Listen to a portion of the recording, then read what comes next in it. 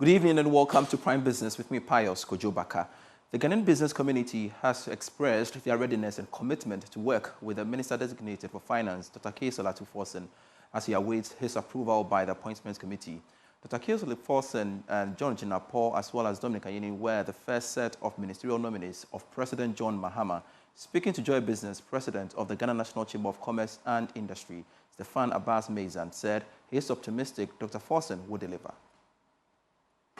The business community is forever and ever ready, but it all depends on what incentives are they bringing on board to encourage the business community to get on board, or the policies that the government wants to ensure that it benefits the business community to get on board to ensure that it realizes its full potential.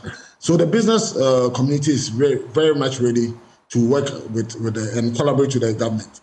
We want to encourage the government to look at policies that would bring about private-public partnerships, because, like it has already been said, it's going to be difficult for us to get back on the international market. So now we need the businessmen and the business community to come in and partner the government on the local front. So it's very important. What incentives is the government bringing to us? Now, Director of the Institute of Statistical, Social and Economic Research, Professor Peter Quartey, says Finance Minister Designate Dr. Kaysola Tuforsen, if approved by the Finance Committee, will bring to bear his experience in finance to help formulate good policies that would ensure economic growth. He adds that the Finance Minister Designate must focus on tackling some of the challenges hampering the growth of the economy. I think his background, as your colleague said, his background in finance, taxation, and also having been the Deputy Minister of Finance in the past, puts him in a very good position to deliver. However, that ministry goes beyond finance investment or taxation. Government policies, its effect on the business sector, its effects on livelihood, the social and economic ramifications of government policies and programs has to be carefully thought through. And therefore, I would urge him, given that he's experienced and also is educated very well, to also use technical people, knowledgeable technical people, as well as follow research, so that whatever policies and decisions they take will be well informed and will deliver on its mandate. So that's the point I want to raise. Given how we find ourselves, where we find ourselves now, we have high debt issues. We are undertaking debt restructuring. Inflation is edging up. Some financial issues as well. But for the good thing is that the growth rate is picking up quite well. So these are all things that he has to tackle, and also the key thing, unemployment problems, youth unemployment. All of this has to be tackled within 4 years. There's very high expectations about the current government, and of course the finance ministry is key.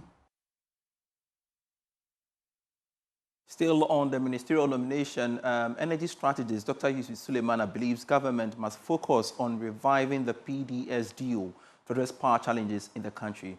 Now, following the nomination of John Jinapor as energy minister, Dr. Yusuf Suleimana is optimistic he possesses the needed experience and insights needed to address the erratic power supply issues in the country.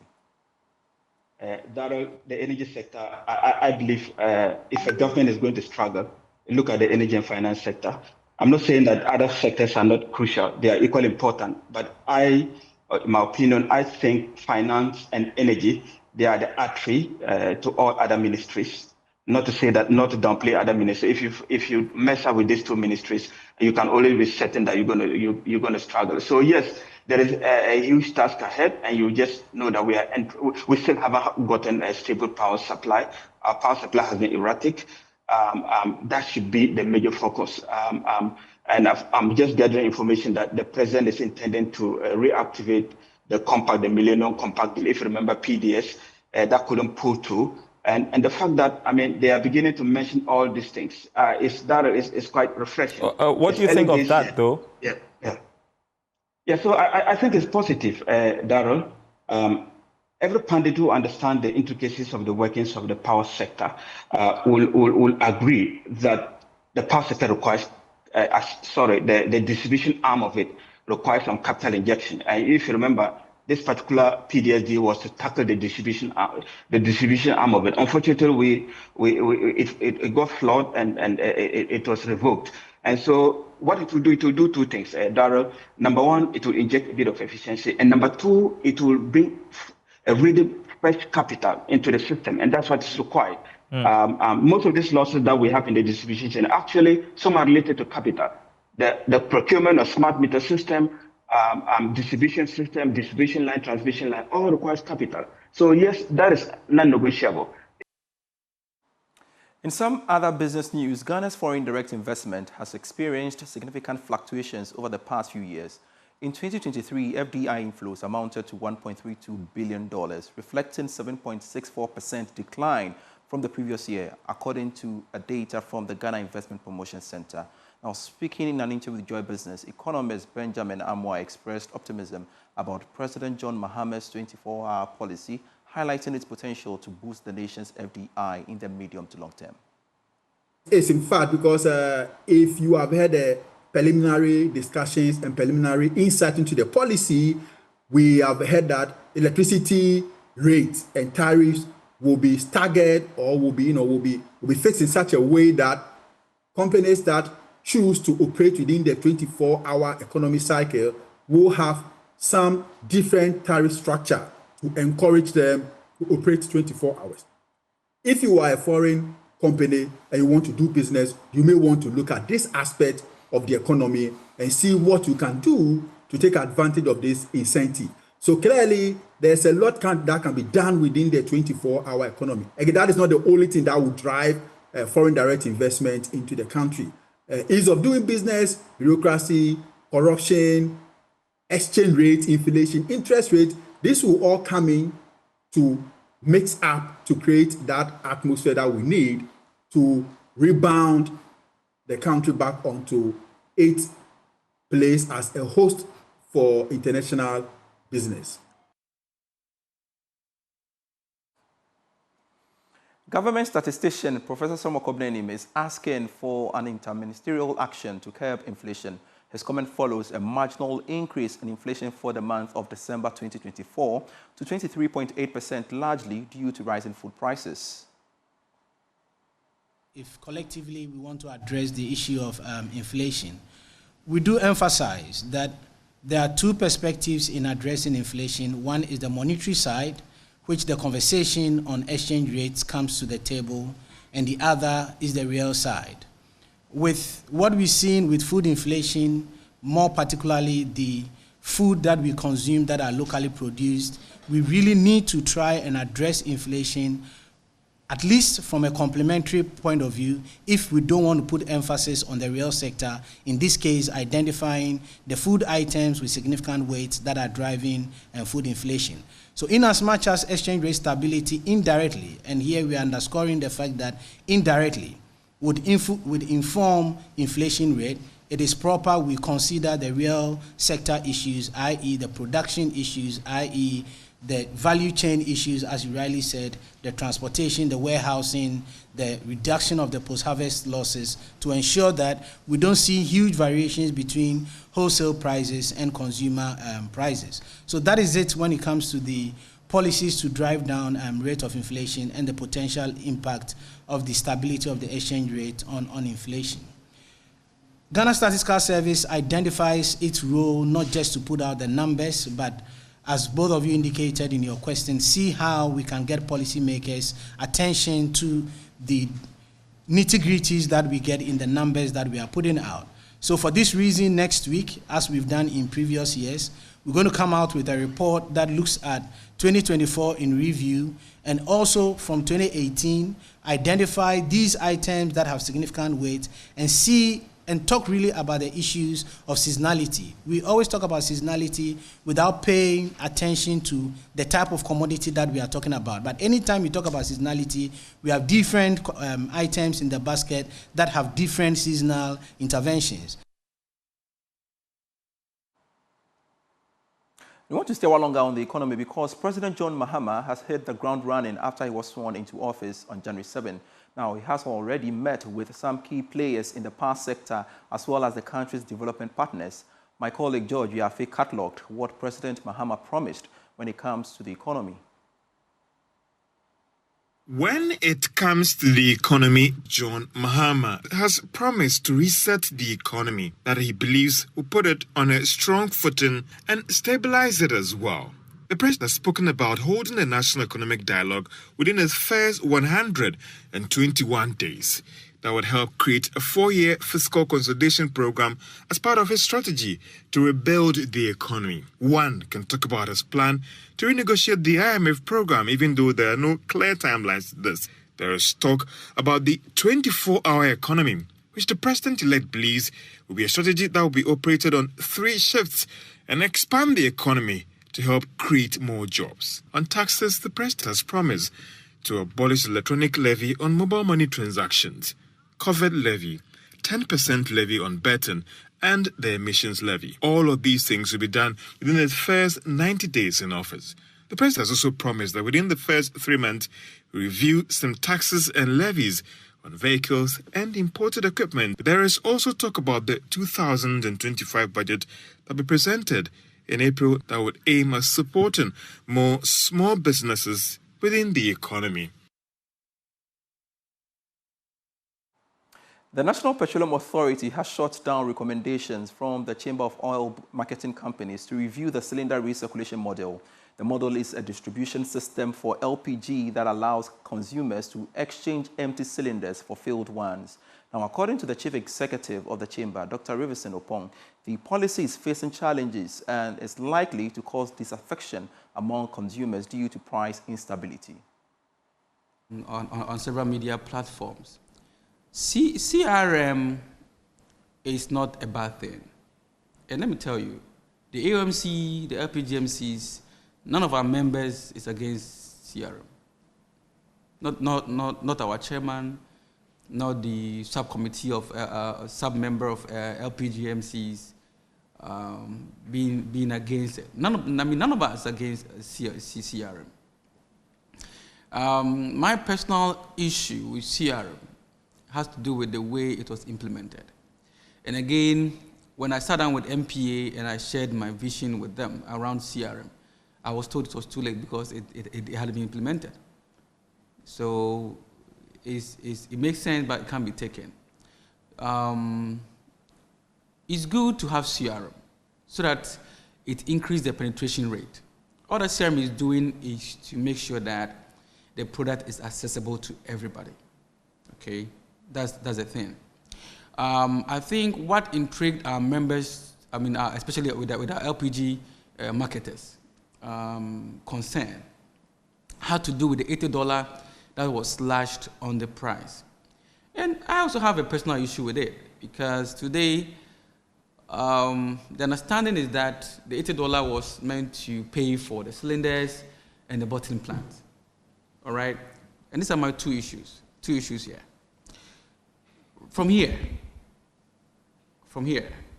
drive to any CRM offtake point that you want to start take CRM cylinders. They will charge you for the cylinder. I've tried it. I went to a nearby station. I'm using CRM. I went and I had to pay for the bottle. I told them that MPA says that the bottle cost is in the gas, so I'm not supposed to pay. They still took the money. So it's not double counting. And what's MPA doing about it? So the money that they've taken so far till now, that they are using to pay for the bottles, which bottles are they paying for? And which bottles are we also paying for? This is a big error that we need to take very seriously. Let's do something in the banking sector because EcoBank Ghana PLC says it will give a moratorium to its affected customers at the Katamanto market fire. Now, Managing Director Binase Poku said the bank will continue to engage its clients in the market and beyond. She spoke to Joy Business after paying a visit to the affected customers. Here's a report. Managing Director for EcoBank Ghana PLC, Apina Ose Poku, after the visit to the affected customers, said the bank will continue to support these customers financially with concessionary interest rate. So at EcoBank, we are always looking for opportunities, not just to do business, but also to do good. Being one of the systemically important banks in our country, and of course having supported SMEs from our inception, once we heard of the fire outbreak and the repercussions for our customers, I thought it was very necessary that I lead my team to come and commiserate with them and to empathize with them, and above all of that, to show our support. And that's why we've decided to support them financially with concessionary interest rates and a moratorium and flexible interest rates. Indeed, we've also taken them through the various products and solutions we have that would help them. For us, banking is a relationship, it's a partnership, and therefore it's very important that we support one another regardless of the times. EcoBank Ghana PLC has indicated that it will continue to engage various key stakeholders to deepen collaboration.